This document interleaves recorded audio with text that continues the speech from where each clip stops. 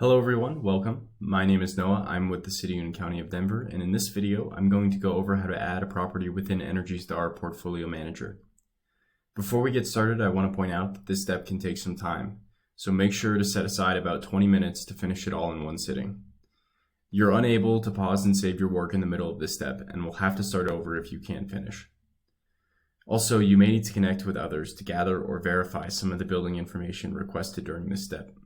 But the good news is that all of the information can be updated later. Therefore, a tip to save time when setting up your properties is to use the temporary values option for any building information you aren't certain of.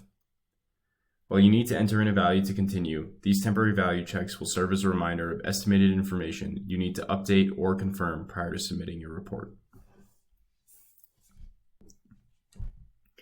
To begin, go to Energy Star Portfolio Manager's login page, which can be found at portfoliomanager.energystar.gov/pm/login. If you do not yet have an account, please see my video titled How to Create an Account in Energy Star Portfolio Manager. If you do have an account, enter your username and password and click Sign In. Click Add a Property. This page is going to ask you to pick your property use type. There are about 75 different property types listed in this drop-down menu, so make sure to classify your property correctly. If you're having trouble classifying your property, visit Energy Star's glossary or email us at energizedenver@denvergov.org. If there is more than one property type in the building, select the property type that encompasses at least 50% of the building's square footage. If there isn't a single property type that takes up at least 50% of the building's square footage, select mixed use as the property type. Don't worry about adding in your smaller use types yet. You'll be able to do this later. In this example, I'm going to use the office use type.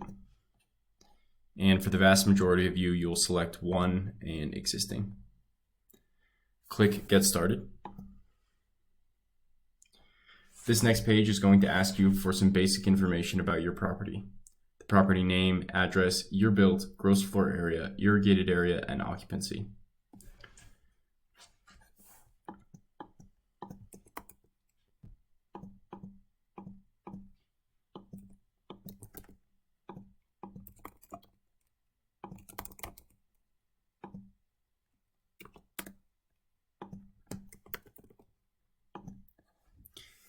As you can see, a number of fields are highlighted in blue. If you're unsure of what these fields are asking for, hover over the text and a more detailed definition will pop up explaining what the field is seeking.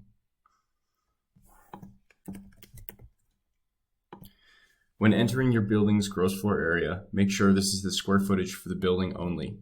Exclude any parking square footage from this value.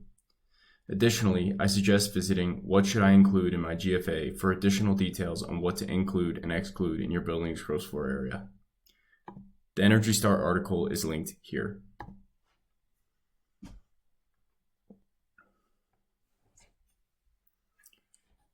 As you can see, this link provides an informative list of the areas to both include and exclude from your building's gross floor area.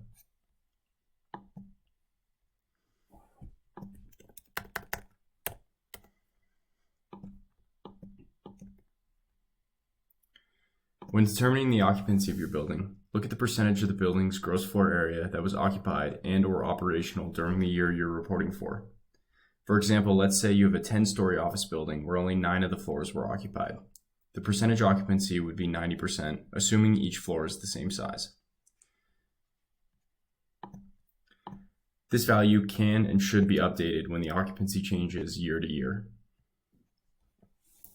You don't need a building photo, but you're more than welcome to add one if you'd like. This next section is the Standard IDs section. Here, use the drop-down menu to select Denver Building ID. Then enter your unique building ID. This ID can be found on most of the physical mailers and emails you've received about this requirement. If you're unsure of your ID or cannot locate it, you can skip this step for now and come back to it later. Prior to submitting your benchmarking report though, watch my video titled How to Find and Attach Your Unique Building ID for further instructions on how to find and attach your unique building ID. Depending on your property type, additional details may be suggested. Review the statements and check any boxes that apply to your property. For parking, consider how the parking is metered.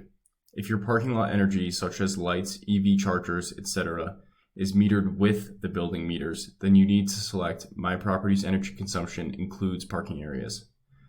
This will prompt you later to specify more details about your parking use.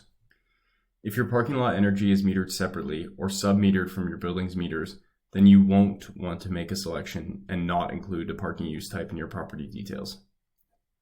Once this page is filled out, click Continue. This next page is going to ask you some questions about how your property is used. As an example, I've selected an office building, but each property type has a unique set of fields, so do not be surprised if your fields look a little bit different. Again, if you're unsure of what a specific field is asking for, just hover over the blue text and a more detailed definition will appear. If you'd like more information, click on the text and you'll be taken to Energy Star's glossary.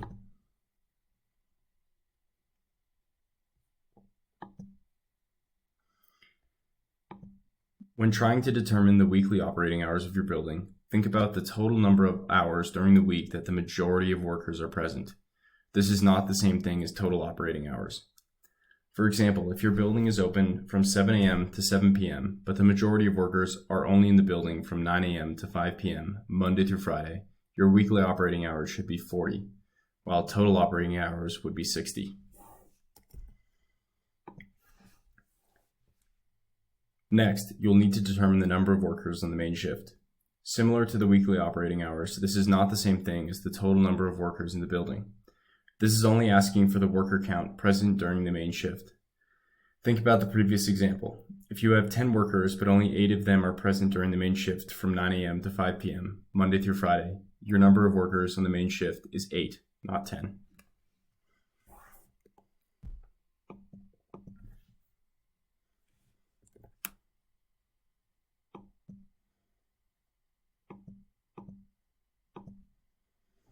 Now that we have filled out all the details on the main use type, we have the opportunity to be more specific about what's in the building. Just beneath the building information, there is a drop-down menu which allows you to add another type of use. For accurate benchmarking and realistic performance targets, all use types in the building need to be accounted for. This is different guidance than from the EPA, who wants you to choose the one property type that best represents the overall building. Detailing the individual property types and their square footage in the system, especially if they are higher intensity types, gives you the best outcome on your performance targets. Once all of the building use types and their property details have been entered, click Add Property at the bottom.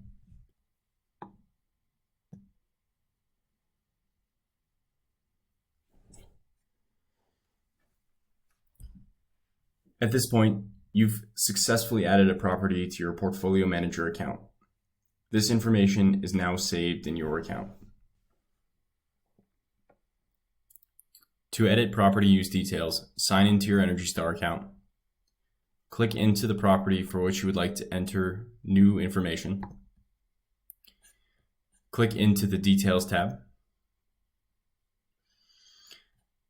Use the I-12 drop-down menu next to the building use you would like to update and select Correct Mistakes. Correct any value you need and then scroll to the bottom and click Save Corrections. If you need to add, delete, or change your use type, please watch my video titled How to Add, Delete, Change Your Use Type. I'm Noah with the City and County of Denver. Thanks for watching.